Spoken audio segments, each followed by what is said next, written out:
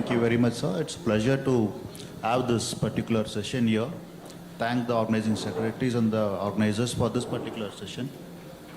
So the first question goes something like this, what we thought that we will try and seek the questions from the audience, but yes. What is your opinion of starting an insulin in the diabetes patients when they walk into your clinic? And how do you see the criticality of it?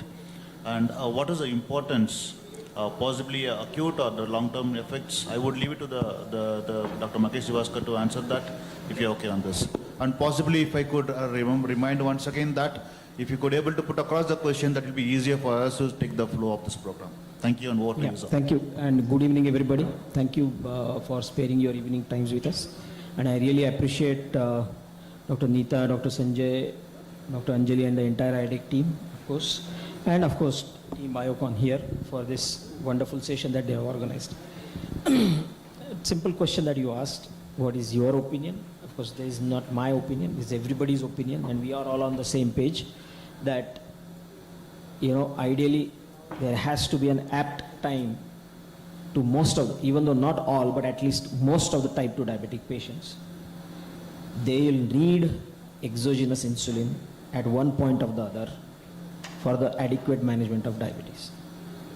So the first message that I want to give it to everybody is this, that there is going to be majority of the chunk of the patients who are going to require support of the exogenous insulin for the adequate management of type 2 diabetes at one point or the time, depending on their glycemic profiles, depending on their associated comorbidities.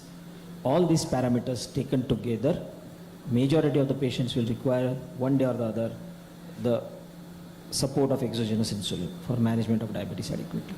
So the next question is, how early you will start insulin? Because there is always a debate on too early insulin addition versus when there is a secondary failure of drugs or OHA failures. So what is your opinion? All the three speakers, they can opine on this. Yeah, so how early and who will start insulin? Okay, so I'll hand it over to Archana. I think as early as the patient needs. So if a person comes in with glucotoxicity and a HbA1c which is high, for example, with the great weight loss and all osmotic symptoms, even if the person has type 2 diabetes, we would be very happy to start insulin immediately, and we have to convince the patient that you need this. The other side is that we can always tell our patient that it could be tapered off over time in such patients. So from that spectrum to a person with secondary OHA failure, where the person is not being controlled, but the point being is, how long do you wait for a patient to remain uncontrolled before you initiate insulin? So that inertia is something we have to define, be very careful about, and not let our patient remain hyperglycemic for a long time. So, Kulkarni sir, I will have one question regarding this. When I meant early insulin addition, I want to say it's like a drug naive patient. He has been detected diabetes for the first time, and say at the age of 40. And there is a thought that you give insulin for say few months or a year, and then you can taper off the insulin. So do you agree with that? Yeah, I 100% believe in this strategy because I got a question for everybody. If you are a class teacher and if you have got a spoiled brat in the class, are you going to slap him? Are you going to pamper him, or are you going to ignore him? My answer is I'm going to slap him. And everybody should slap. Everybody should slap the glucotoxicity, the lipotoxicity. And there are very high chances that with that 2 months or 3 months of insulin therapy, many of the patients, they reverse. And you can maintain their reversal with proper education. The biggest time factor is the myths and the time of the clinician.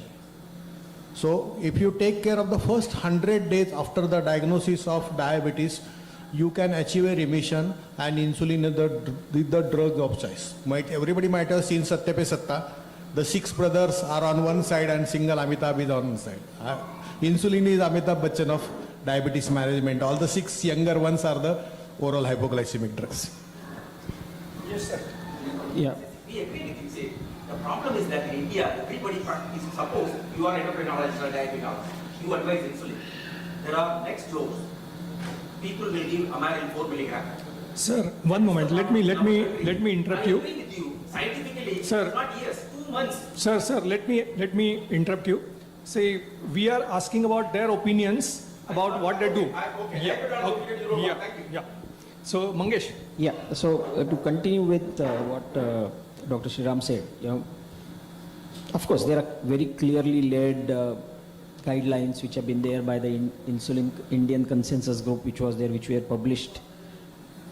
RSSDI had done a pivotal work, Endocrine Society has done a pivotal work, and they have very clearly laid the criteria as when to start insulin. But now a new idea of looking at type 2 diabetes as a cluster has started coming up. So now, I had an opportunity to be as a co-author with Dr. Mohan and the team, and we looked at the different clusters of type 2 diabetes, especially in the Indian subclass of the patients. The idea is not new. In the Western or Caucasian population, there are around 6 to 7 clusters described. But in India, there are 4 different clusters of diabetes. Now, why it is important to identify these clusters is a place where you can really decide on which are the patients, those who are likely to require insulin at very early stage. Now, let me elaborate those 4 clusters to you. First is regular mild adult onset diabetes, that is called as MARD. Right? This is a majority chunk, around 33 to 36% of the type 2 diabetics, they are like that. But then the second largest number in the Indian population, which unfortunately we ignore, are what is called as SIDD, severe insulin deficient type 2 diabetes.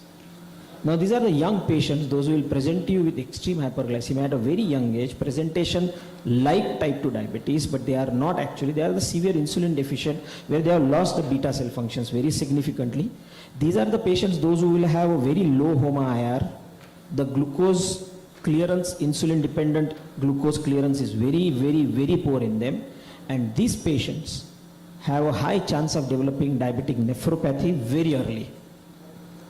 If you identify this cluster, these are the patients who are going to require insulin very early. The third one, which is called as a classical severe obesity related diabetes, which you all see, this is the third type of cluster. And the fourth one is the combination of both insulin deficiency along with obesity related. So insulin resistance and deficiency coming up together.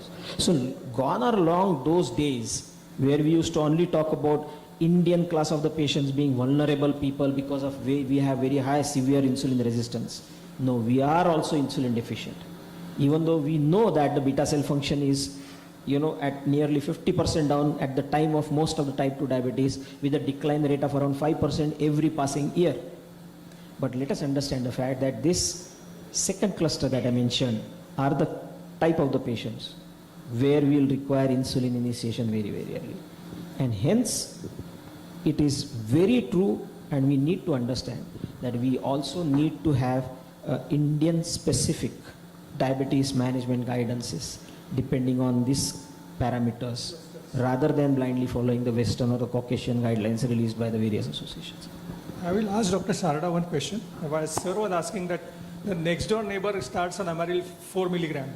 So do you think that all the diabetologists, when they consider of starting insulin early, will they mention this, that this can be stopped or this can be reduced? Because that's what patient may be looking at, that I don't want insulin, or whether if you give me some hope that insulin can be stopped.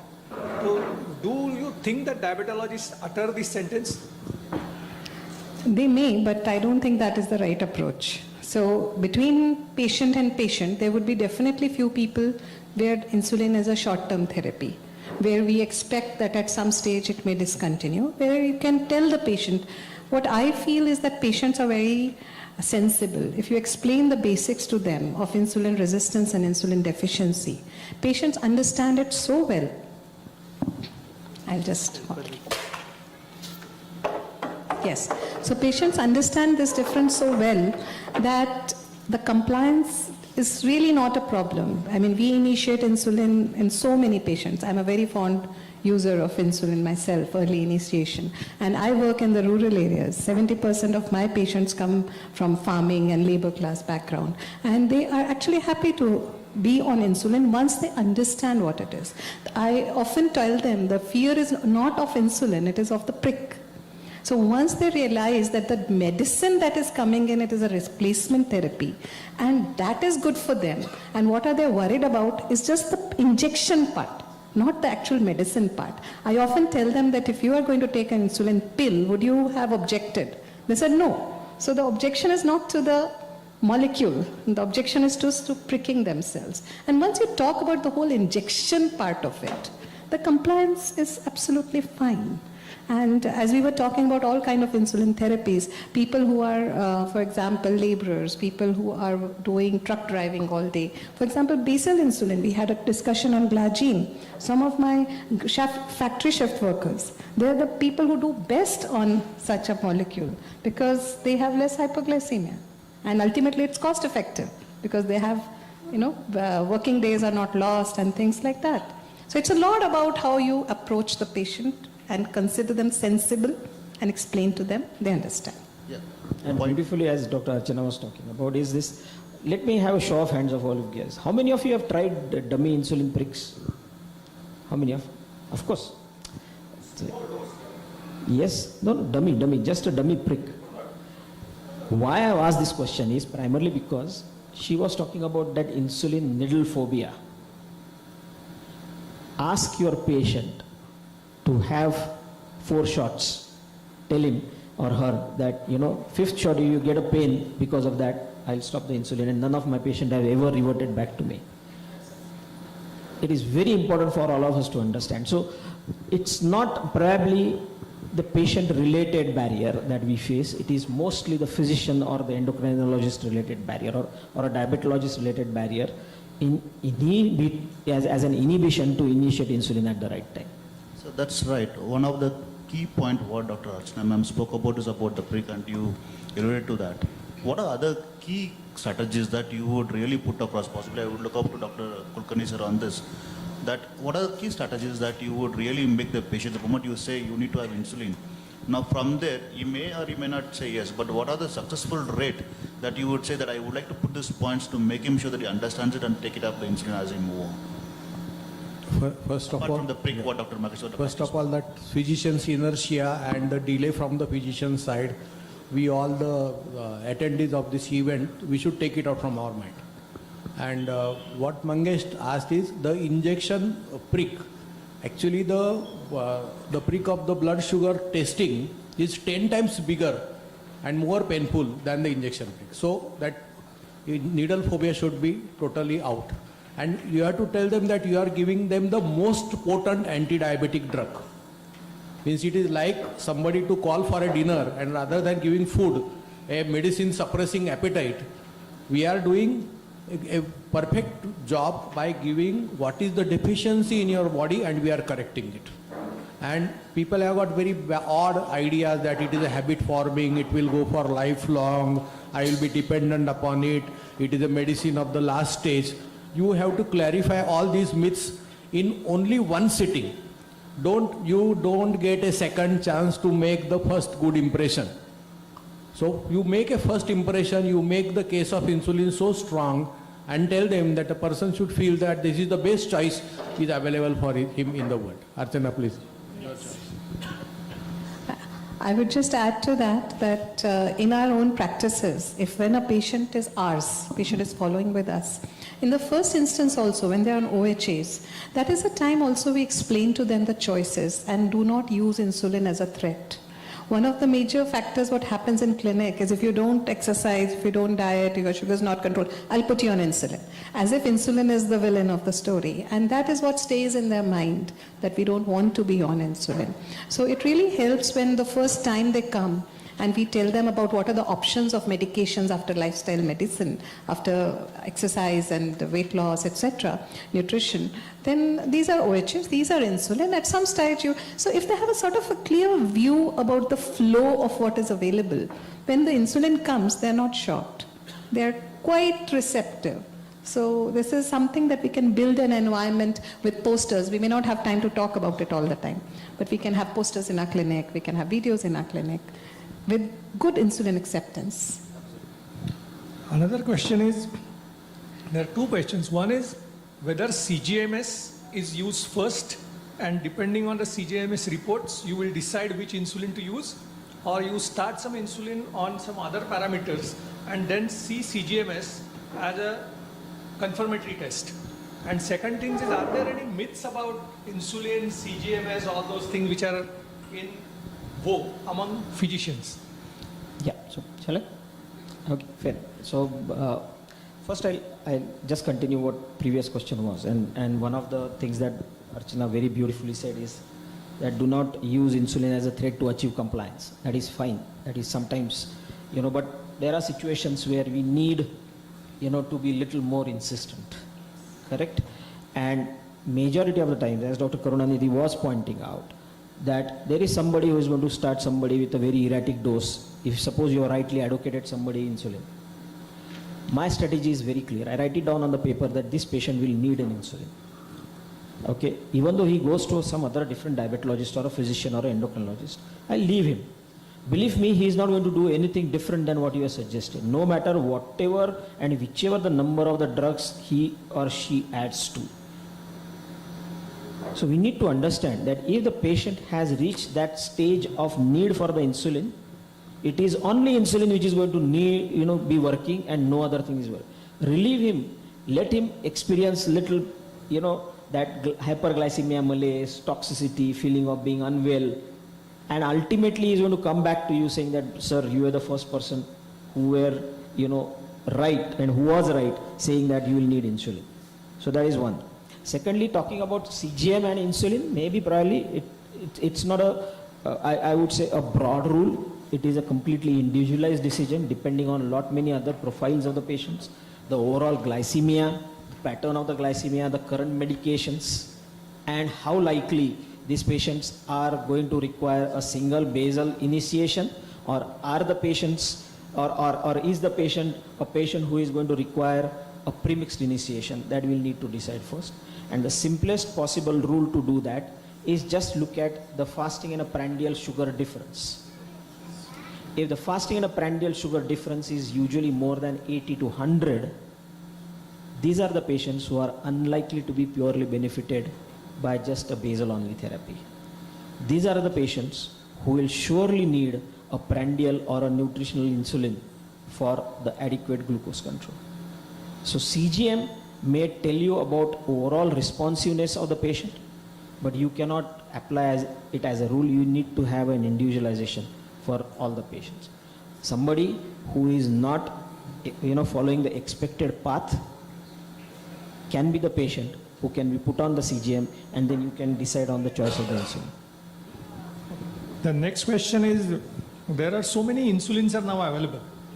And apart from commercial concerns or the manufacturer concerns, when you want to switch from one type of insulin to other type of insulin, how you go about it?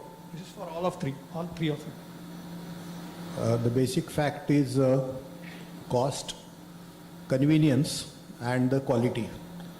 If any organization, any pharmaceutical is maintaining quality of that drug up to the international standards, I will try to use the insulin which is accessible, available, and affordable. Not only that, this is a switch from, say, semi-long-acting to long-acting Yes, insulins, or yes. long-acting to semi-long-acting, Exactly. or going to premix. Right. So what will be the considerations you will have in your mind? Right. So today we have a spectrum of insulins available, from all the way from ultra fast acting to regular to the ultra long acting. So this is a time we can actually give physiological replacement to our patient, and that is something we should try to achieve. The barriers would be plenty, would be maybe cost, but more than that, the barrier would be knowing what to give to the patient, which is what you were saying. So I would say one of my criterias would be a good, if not a CGMS, then a SMBG at least. So when I am going to insulinize my patient in a robust manner, I definitely do a SMBG, a 7-point program, give them at least 4 to 6 weeks that you have to be monitoring yourself.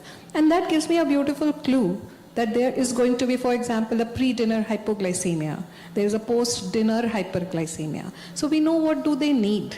And as per the need, there may be people who just need one bolus or just one basal or maybe a 1+1. So what is the exact need of the patient can be decided with a good SMBG profile if we cannot do a CGMS. Yeah, simple. The clear answer from what she has said is that you need to know the glycemia profile of the patient, and then you can have a choice of your insulin. And you have got a beautiful basket available. Okay, another question is there is a availability of biosimilar insulins, and do you find any difference between the original molecules and the biosimilars? Because what are the differences in them, and have you found any difference in, say, SMBG or CGMS profiles? Okay, let's first make it very clear to majority of the people, those who are present here, that biosimilars are not generics. Now take off that thought from your mind. Biosimilars are biologics not made by the innovator people. So they don't have to pass through the animal model studies, the stage 1, the stage 2 or the phase 1, phase 2 studies, but they'll need a very robust phase 3 and a phase 4, and they'll also need a very robust post-marketing as well as pharmacovigilance. The production needs to be to the standards with the international match, as Dr. Sriram was talking about. The biggest advantage is this, that because you don't have to pass through so many of the stages of the development, biosimilar products, they become more cheaper and affordable to the majority of the patients. And we need to understand that nearly 80% or more population of the diabetic population of the globe, they stay in middle or lower middle income countries. So as he was saying, that we need to have the drug which is affordable, accessible, available, both, and most important, effective. So if your PKPD, pharmacokinetic pharmacodynamics, is similar to the innovator molecule, if your glycemic profile is similar to the innovator molecule, if your antigenicity is similar to the innovator molecule, there is no reason why we should not be probably preferring a biosimilar insulin if it is more affordable to the patient. So may I add to that? Yeah. So I take care of a lot of children with type 1 diabetes. So more than 1,000 kids. And for me, it is extremely important, the safety of the insulin, the pharmacokinetics, the antigenicity. And I was always very scared of using a biosimilar. So for me, it would be very important. For example, let me just say it outright, that in the generic stores that are available today, now there is glargine available as well at half the cost. I raise funds to take care of these children, but I have not had the guts yet to use that. So for me, it is very important that I have proof, I have certification that all the parameters that Dr. Mangesh was just talking about are met. And if these parameters are met, then definitely if we can get something at a lower cost or similar cost, that is a wonderful option, because ultimately that's what we want. I will ask one last question and hand it over to him. There is an entity called as gastroparesis that develops in diabetics. And once the gastroparesis develops, there is a very erratic gastric emptying. So how will you adjust your preprandial or nutritional insulin injections, because the timing of that injection becomes very difficult. So how would you adjust that? Sriram. Yeah, so as you are talking about, probably the gastric autonomous neuropathy. These patients, they do develop a brittle diabetes, isn't it? So here is probably the choice where you can have this ultra fast acting or a fast acting insulin. Now that is the place where probably CGM will play a very, very important role. So you understand again the profile of the patient, and for there, where you do not require insulin to have a very sustained long effect, you need a very short and a precise effect. Well, you have got a beautiful ultra fast acting or a fast acting insulin which are available. And the best part is now the titration is to now around 0.5 to 1 units possible with the latest delivery gadgets that we have. So it's easy for us to, and of course, needless to say that all the insulin receiving patients must have a facility to do an SMBG. Once they do that, they can decide and teach the patient, they can decide about the dose adjustments very easily. Thank you, sir. Possibly I will. Just one more point I want to add for this gastroparesis. I will use a full dose of motility regulators like domperidone or ondansetron round the clock, before breakfast, before lunch, before dinner, half an hour before that. And I will avoid drugs like voglibos, which is going to cause more bloating, more gaseous distension and more delay of the food over the time. So if I take this precaution and then I follow Mangesh advice, I think I'm successful very much. We have got Amit and Srinivas with us. Do you have any comments to offer on this? Because you talked today about hypoglycemia unawareness. So what are the components which create a problem when the person is having autonomic neuropathy and gastroparesis?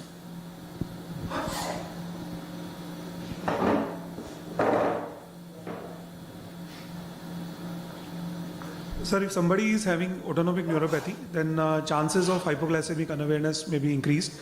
This is one thing. Also, again, gastroparesis can lead to delay in absorption of the food also.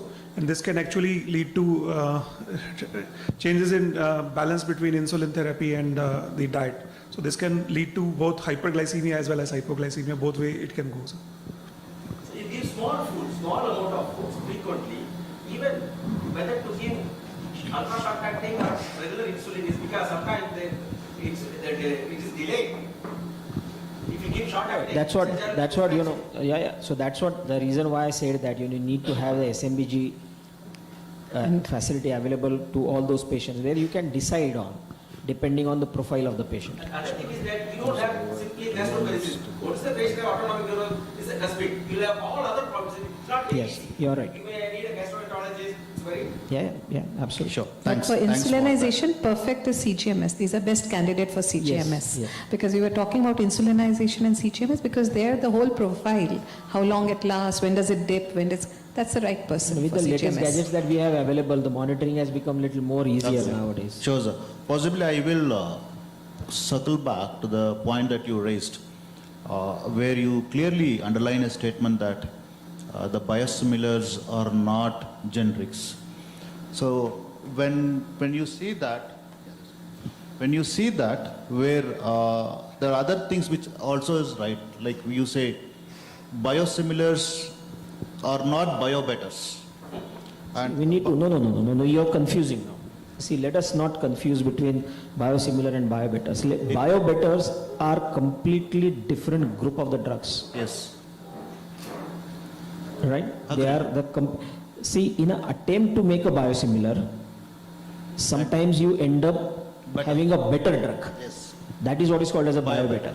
That's So, the point. But then if you have a biobetter, they need to satisfy, it becomes an innovator drug immediately. And they need to satisfy right from the animal model studies to the human studies Yes. completely. So that becomes a completely new drug and it's a completely new innovation. agree. No, because some of the No, forums so let's not confuse about biobetters. Biobetters are completely different, different area of discussion.